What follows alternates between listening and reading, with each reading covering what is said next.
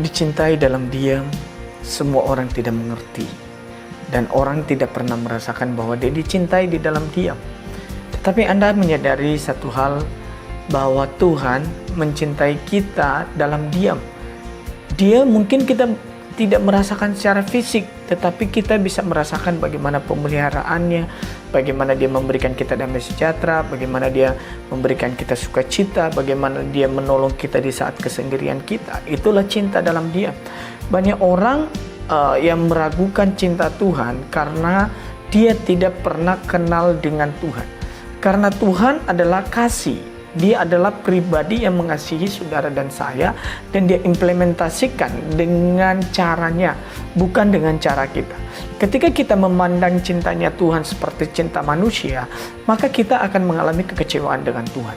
Tetapi ketika kita memandang Tuhan sebagai Bapa yang baik, yang sayang kepada anak-anaknya, maka kita mengerti bahwa Dia mencintai kita di dalam diam.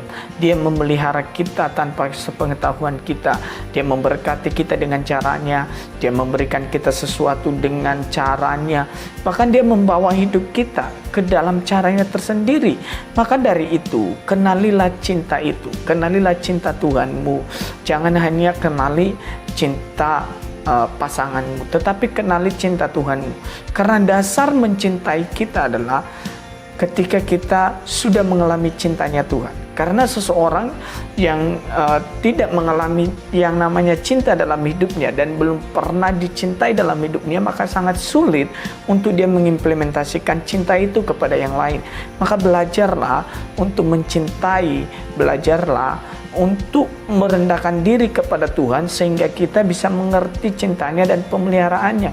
Cinta Tuhan itu abadi dan kekal, sedangkan cinta manusia itu sementara. Cinta Tuhan itu sedalam, tidak ada batasnya kepada saudara, tetapi cinta manusia itu mungkin mengalami limit waktu, karena yang menguji cinta manusia adalah waktu. Begitu juga kita dengan Tuhan. Yang menguji iman kita kepada Tuhan, kuat apa tidak kita mencintai Tuhan apa tidak, adalah waktu. Waktulah yang membuktikan segala sesuatu bahwa kita itu mencintai Tuhan. Dan hal yang paling indah adalah ketika saudara menyadari bahwa cinta yang sempurna ada di dalam Yesus. Maka ketika anak-anak Tuhan, Anda sedang jatuh cinta, implementasikanlah kasih Tuhan itu.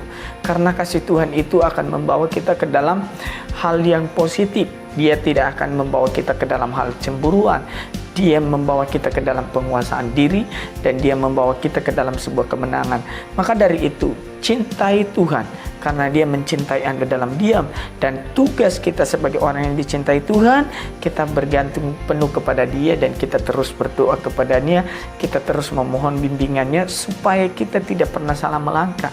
Maka dari itu, kita sebagai anak-anak Tuhan teruslah mencintai Tuhan, dan cintailah orang yang Anda cintai seperti Tuhan mencintai Anda. Setiap kita dalam membangun sebuah hubungan pasti ada kelemahannya, tetapi ketika kita melibatkan Tuhan dalam cinta itu, ketika kita melibatkan Tuhan dalam menjalaninya, maka Tuhan memberikan kita kemampuan. Jangan salah untuk mencintai.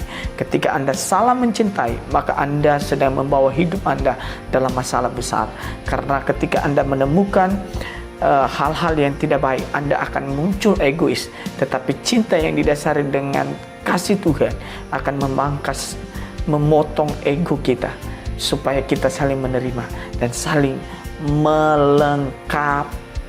Jadilah pribadi yang saling melengkapi satu dengan yang lain, tanpa memandang apa yang menjadi kelemahan pasangan kita.